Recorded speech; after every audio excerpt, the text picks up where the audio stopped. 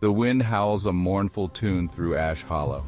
It's a forgotten town in the heart of Alabama, cloaked in shadows and steeped in unsettling tales. Time seems to stand still here, but the past never truly lets go. The folks who still call this place home know its secrets. They whisper of old curses and restless spirits. Ash Hollow holds on to its mysteries, a place where the veil between worlds wears thin. A darkness lingers here, deeper than the coming of night. It seeps from the very ground, a constant reminder of the town's troubled soul. The trees, gnarled and ancient, seem to watch with knowing eyes. Their branches, twisted like skeletal fingers, reach out towards those brave or foolish enough to enter.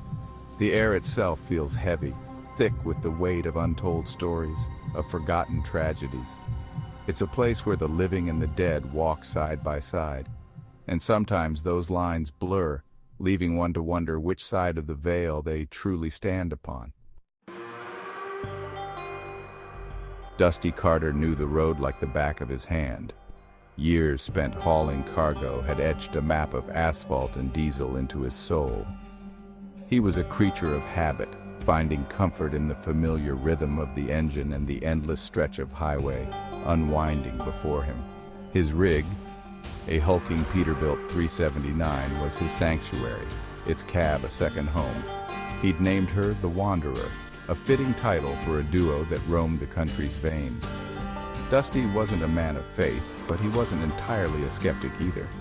He respected the old ways, the whispers of superstition that clung to truck stops and roadside diners. He carried a rabbit's foot on his keychain, a gift from his granddaughter, more for her peace of mind than his own. But he couldn't deny the shiver that ran down his spine whenever he passed a black cat on a lonely stretch of road. Tonight, the radio crackled with static, mirroring the unease in his gut. He was on a new route, a detour that cut through the heart of Ash Hollow. He'd heard the stories, of course, who hadn't? The Devil's Spine, they called it. A treacherous mountain road with a reputation that haunted truckers' tales and campfire stories. He gripped the steering wheel, a strange mix of apprehension and curiosity stirring within him. The sign loomed before him, a stark silhouette against the bruised twilight sky. Devil's Spine Road. Next 10 miles. The words seemed to hang in the air, a warning whispered on the wind. Dusty hesitated, his foot hovering over the gas pedal. He could still turn back, take the longer route. He could avoid whatever lay waiting on that ribbon of asphalt that snaked its way through the mountains. The setting sun cast long, eerie shadows across the road ahead. The air grew noticeably cooler, sending a shiver down his spine that had nothing to do with the temperature. He could almost feel the weight of unseen eyes watching him, judging his next move. His hand trembled slightly as he reached for his CB radio, the static a constant companion. "Any of you boys ever heard of Devil's Spine?" he asked into the mic, his voice rougher than usual. The only response was the hiss and crackle of the airwaves. He tried again, but silence met his question. He was on his own. With a sigh of resignation, Dusty eased his foot down on the accelerator. He had a delivery to make, a schedule to keep. He told himself it was just a road, just another mile marker on a long journey. But deep down, a primal fear stirred within him. The Devil's Spine awaited. The sun dipped below the horizon, painting the sky in hues of blood orange and bruised purple as Dusty's rig began its ascent up the Devil's Spine. The road narrowed, the asphalt cracked and crumbling, swallowed by the encroaching shadows of the ancient forest.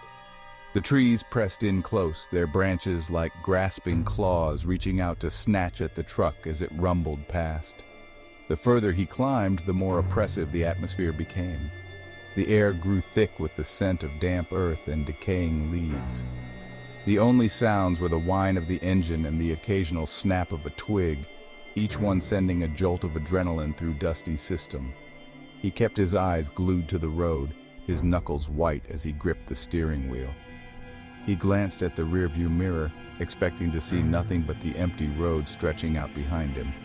But for a fleeting moment, he could have sworn he saw a figure standing in the middle of the road.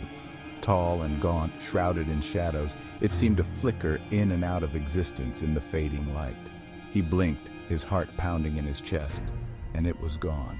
Dusty tried to rationalize it away. A trick of the light, a figment of his imagination playing tricks on him in the growing darkness. But the image lingered in his mind, sending chills down his spine.